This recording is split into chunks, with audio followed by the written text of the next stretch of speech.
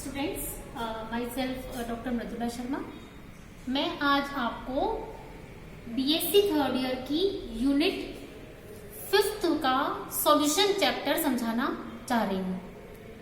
सबसे पहले सॉल्यूशन हम बनाते कैसे हैं और सॉल्यूशन की प्रॉपर्टीज हम कैसे स्टडी करते हैं।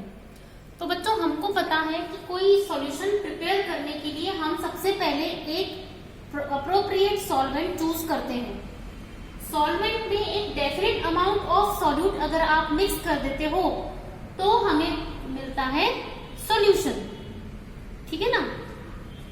अगर हम सॉल्वेंट में सॉल्यूट की अमाउंट को ऐड कर रहे हैं तो प्रॉपर्टीज सॉल्वेंट की चेंज होना स्टार्ट हो जाती है। तो वो सारी प्रॉपर्टीज जो कि सॉल्वेंट की इफेक्ट कर जाती है by the presence of solute, उन प्रॉपर्टीज को हम कहते हैं कॉलिगेटिव प्रॉपर्टीज।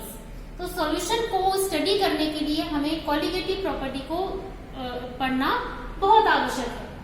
जैसे properties of solvent which are affected by the quantity of solute added are known as colligative properties. अगर आप सॉल्यूट इस तरीके का चूज करें जिसमें कि प्रॉपर्टी खुद की नहीं है कि वो वोलेटाइल कंडीशन में आए, इसका मतलब कि वो सॉल्यूट वेपर स्टेट में नहीं जाना चाहिए अगर आप उसको सॉल्यूशन को बनाने में यूज करते हैं। जब हम सॉल्वेंट में इसको ऐड करते हैं तो प्योर सॉल्वेंट का जो बॉइलिंग पॉइंट है उस पर हमें पता है कि वो वेपर स्टेट में चला जाएगा, है ना। As we know, boiling point क्या है? The temperature at which the vapour pressure of solvent is equal to the atmospheric pressure. वो एस्केप आउट होकर के सॉल्वेंट के मॉलिक्यूल चले जाते हैं वेपर में, तो उसका वेपर प्रेशर हमारा प्योर सॉल्वेंट का मिलता है। जैसे जैसे आप सॉल्यूट को उसमें मिक्स करते जाएंगे तो some of the solvent molecule are interacting with the solute particles, और दैट्स व्हाई कि वो सॉल्वेंट मॉलिक्यूल जिनका इंटरेक्शन सॉल्यूट से हो रहा है, these are not free solvent molecules कि वो वेपर फेज में जा पाए। तो सॉल्यूशन में हम सॉल्वेंट का वेपर प्रेशर जब कैलकुलेट करते हैं तो there are less number of molecules into the vapour phase, और इसलिए प्रेशर थोड़ा सा कम हो जाता है। इसी तरीके से अगर आपको उसे एटमॉस्फेरिक प्रेशर के बराबर करना है तो क्या करेंगे हम? उसको ज्यादा गर्म करना पड़ेगा। We have to increase the temperature to boil this solution. इसका मतलब उसका बॉइलिंग पॉइंट इंक्रीज हो गया।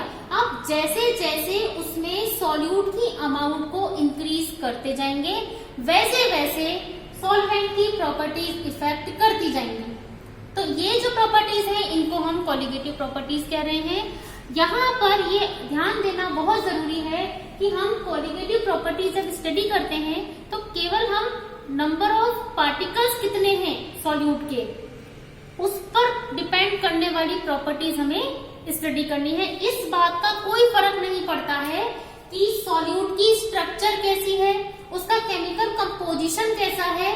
हमें वो प्रॉपर्टीज नहीं स्टडी करनी जो उनकी स्ट्रक्चर और शेप से या केमिकल कंपोजिशन जो उनका रासायनिक संगठन है उससे इफेक्ट कर जाती हो। नहीं, हमको केवल नंबर ऑफ मॉलिक्यूल्स से जो इफेक्ट कर जाती हैं वो प्रॉपर्टीज स्टडी करनी है। तो there are 4 types of colligative properties. कौन कौन सी है?